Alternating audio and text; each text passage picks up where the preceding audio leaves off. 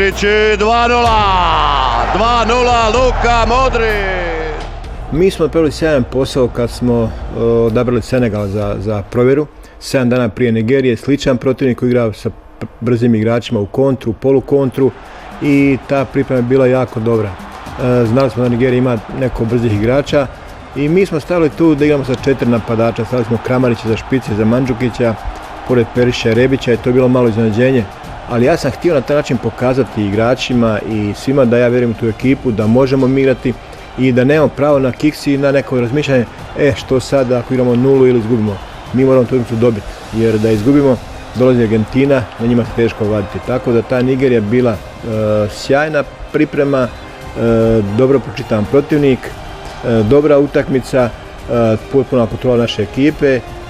Dali smo 2 gola, jedan iz kornera, drugi iz penala, ali to je sasvim dio nogometa i to je bio taj jedan vjetar u leđa nama za dalje. Mislim da smo danas dobro igrali, ali ima još mjesta za napredak i to je ono što veseli.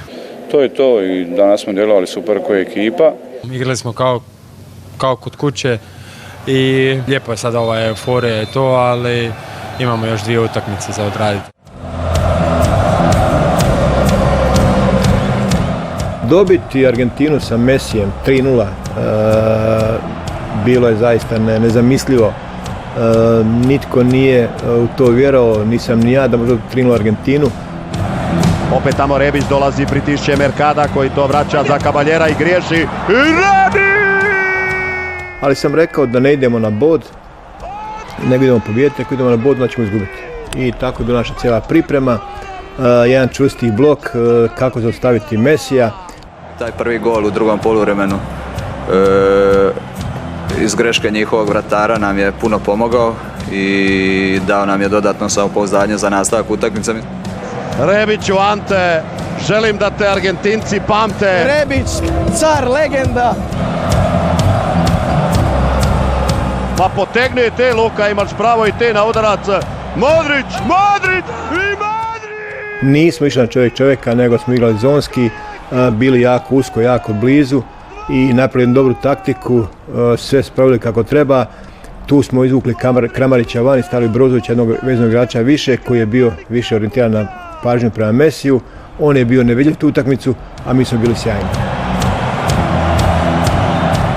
Rakitić ide Kovačić, Rakitić bira stranu, Rakitić ide u završnicu, Kovačić, Rakitić i 3-0!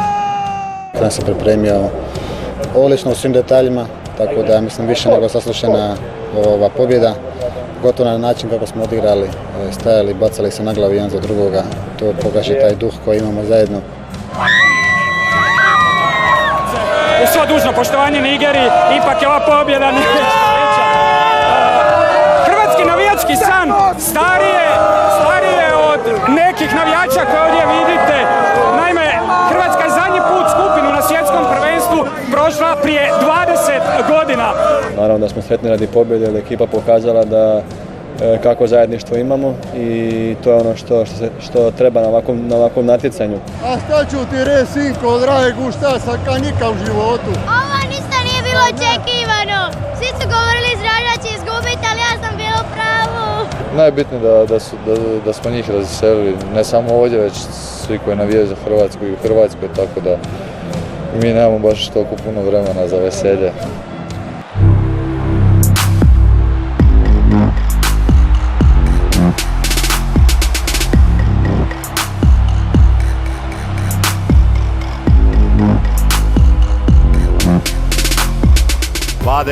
Vadelj, Perišić mu pokazuje da ga proba pronaći tamo, uspio je doći iz pozadine Pivarić. Kako je?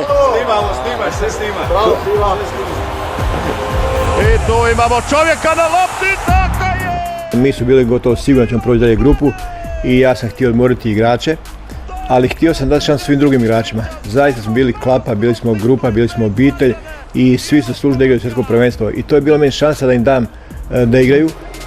Niko sretniji od mene. Badelja za Zeta, Hrvatska u finalu. Gudmundsson, Gylfi Sigurdsson, Lovren je igrao rukom, Laos kaže kazneni udarac.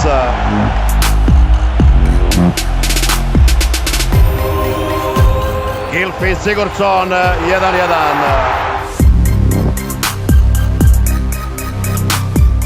Opet lijepo Badelj i evo sada prostora za Perišića. Perišić! Tu smo stavili Modrića i Perišića da budu od prve minute. Dugo je bilo polemike oko Luke, da li da igra ili ne, ali sam ja odlučio staviti ga u ekipu jer sa Lukom svi su bolji 20%.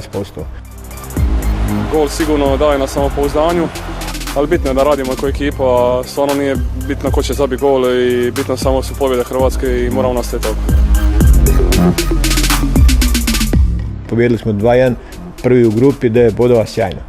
Činjenica da imamo 22 igrača na koje stvarno trebamo biti ponosni i u principu da bilo koji da staviš u vatru da će on pokazati da vrijedi i da je zasluženo tu. Sigurno da je užitak igrati na svjetskom prvenstvu. Rijetki imaju tu čast i privilegiju da mogu, meni se stvarno ostvarilo i jako sam sretan. Sigurno ću to pamtiti za vijeke vjekova svog života. Mislim da smo odradili super posao i uzeli opet nova 3 boda i zadržali tu pobjedničku atmosferu što je bilo najbitnije.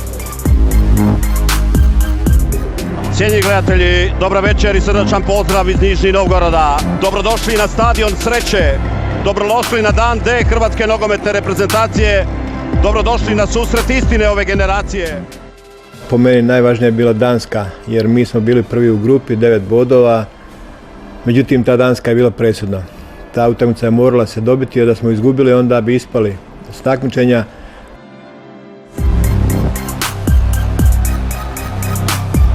Vrlo opasno, vrlo neugodno i ušlo je.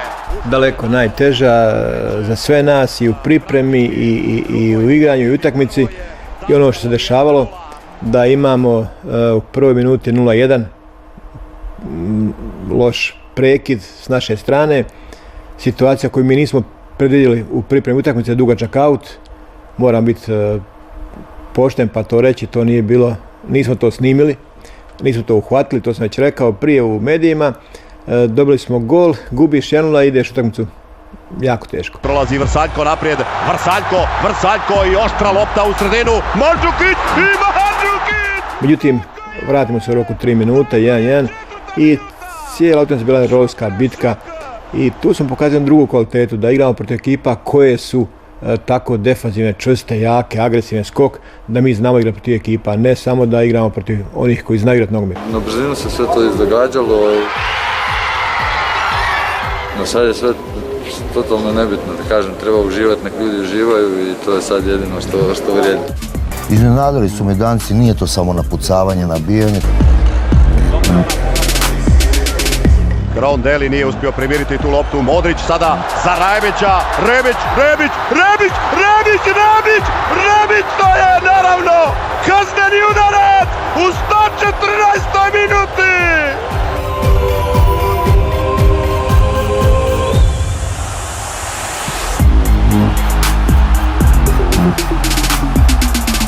Teško je bilo, ali dobro, ostao sam pribran.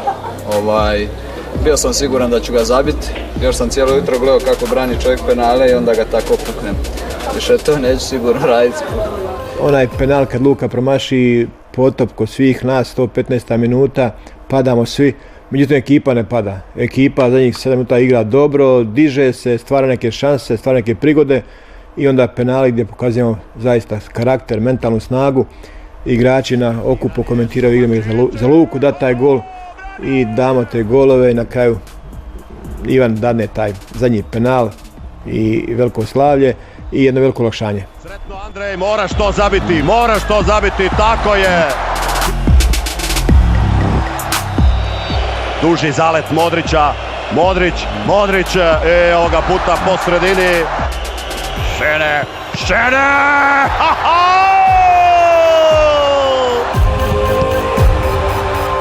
Jorgensen i još jednom je obradio Daniel Zubacic!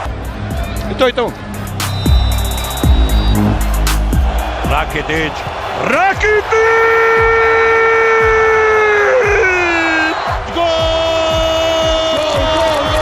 Hrvatska je u četvrtfinalu svjetskog prvenstva. Žena mi je rekla prije utakmice da će danas biti igrač koji će odlučiti ovo i na neki način je na kraju bilo tako tim 5. penalom. Hvala Hrvatska! Karma je bila na našoj strani i na kraju smo pobijedili. Srce mi je stalo, mislila sam da ću dobiti infra.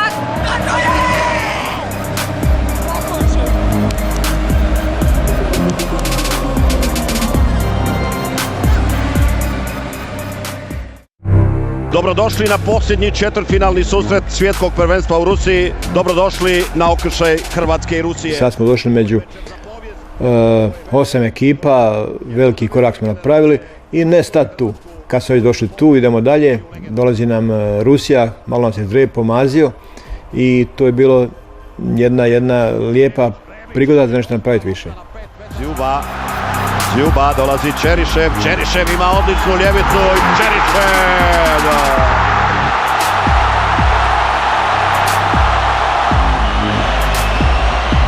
I evo nam pogotka, evo nam Kramarić, Mandžukić reakcije dok se gore na tribini primaju čestitke, sada će morati Medvjedev uzvratiti Kolindi Grabar-Kitarović. Dobro, stojimo kako je moglo biti. 1-1 najbolji rezultat koji smo mogli dobiti nakon ove prezentacije. Trebamo kontrolu igre, trebamo se nametnuti. Kramarić! I evo prilike za Perišića da to zakuca i neće ući, nevjerovatno! Riči sve zaustavlja i kaže kraj je. Idemo sa 1-1 u nove produžetke. Korner za Hrvatsku, Modrić. I ovo je Vida! Vida! Domagoj Vida! Domagoj Vida, naš Bečar i Dika! 2-1! Džagojev i Fernandez. 2-2. Kod nas nikad ne ide lako, znamo da imamo karakter. Subašić poskakuje na crti, Smolov, evo ga! Tako se otvara izvođenje kantarnih udaraca! Tako je!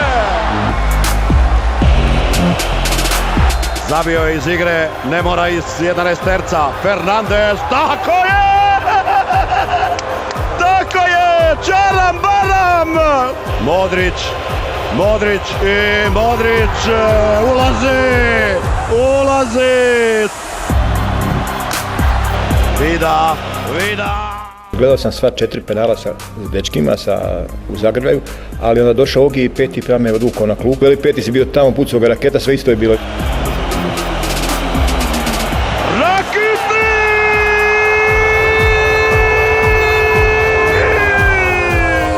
Jednostavno su iz mene krenule suze i počeo sam plakati, ne znam ni od čega, od veselja, od radosti, od pritiska, od tereta, od ne znam nija što je bilo.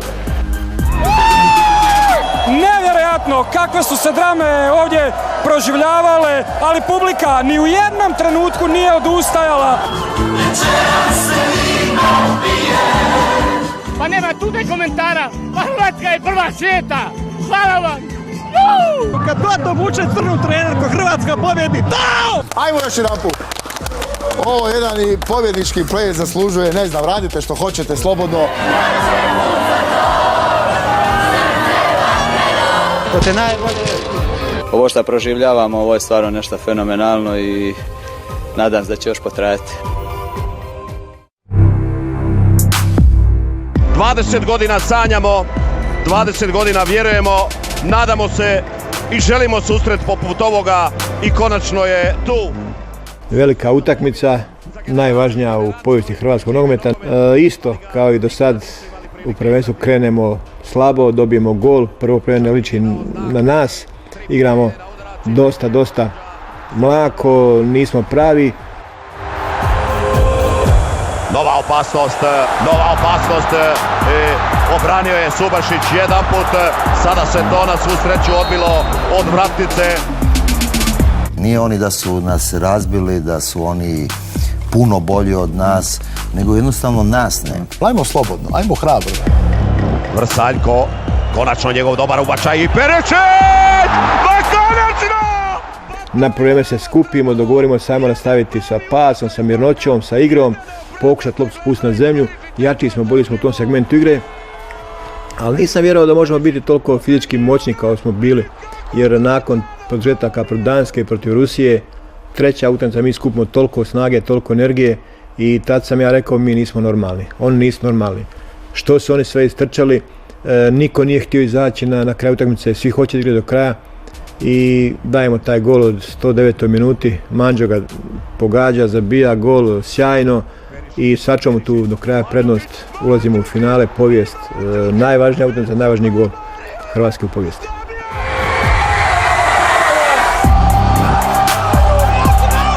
Volim ovakve utakmice pa možda malo više iskočim. Neopisivo je to ono što kaže pjesma, ja sam tad nastavio stišavati svoje emocije, voditi brigu o ekipi, danas se desi neka kiks koji smo već prošli protiv Turske u Beču, neko mora ostati smiren. Nije bilo lako ni meni tim situacijama da držim mirnoću, držim kontrolu. Vidite, gori sve!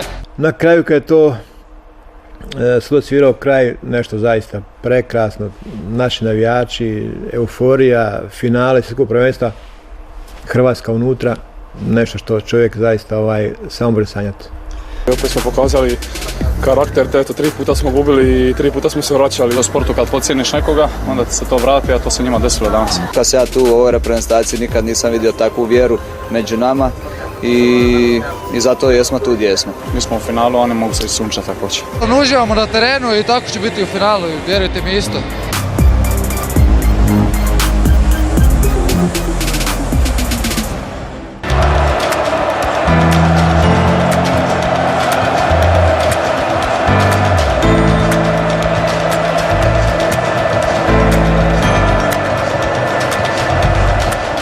Nisam ga nikad ni gledao, neću ga ni gledati, to sam već rekao. Utakmica koju smo igrali možda najbolji nogomet, imali punu kontrolu prvo vrijeme, dominaciju. Po izgledu Francuza bili su preplašeni, bojali su nas se i mi smo imali cijelu kontrolu. Međutim, 2 prekida, 2 odluke suca, ne želim sad ništa umanjiti, na to se vraćati puno. Rekao sam da mislim da taj penal ne može odlučiti svjetskog prvaka jer nije bio nešto to očigledno. Ali dobro, to što je bilo je, mi nismo skupili snage se vratiti, drugo vrijeme kao do tada, nego smo izgubili utakmicu. Mi smo držali loptu nogama, mi smo igrali taj lijepi nogomet. Ja ajmo reći možda i najljepši nogomet do sad. Ali to je njihova taktika bila i znali su šta žele. Nemam pravo sad sebe uvoditi u te stvari, šta se moglo, šta nije.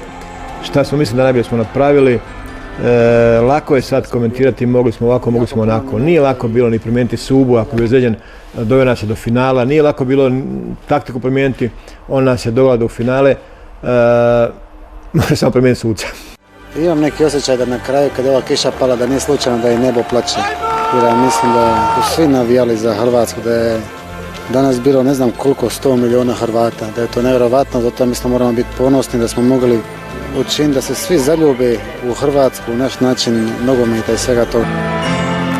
Mandžukić, evo ga, dočekao je pogrešku Jorisa, još jednom mu se isplatila ta nevjerojatna Mandžukićevska upornost.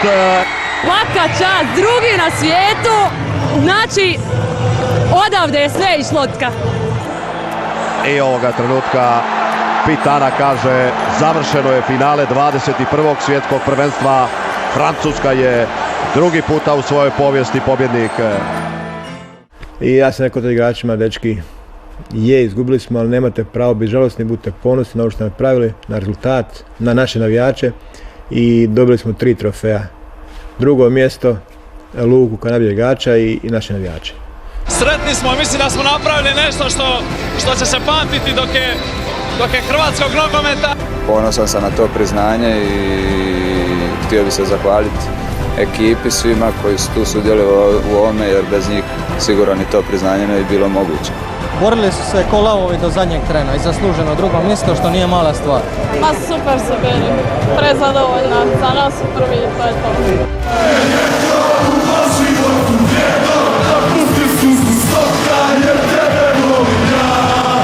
Život mi daš kao da je znala da nikad neće Nisam to doživljavao s Milu Rusiji na takav način i koncentracija morala biti na nogomet. Međutim sad kad upalim pa pogledam neke stvari, neke slike, neke video uratke, čovjek se naježi i dođe u suze na oči.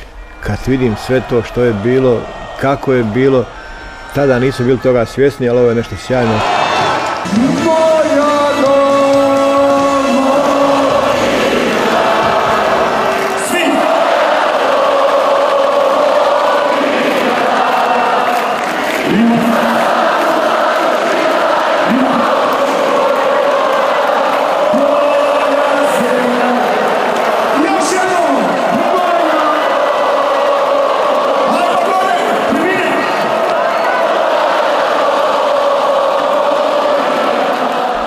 Toliku sinergiju, toliku ljubav, toliko emocija, toliko strasti neće nikad više biti. Može Hrvatska, daj Bože, budemo ponovno prvaci svijeta, Europe.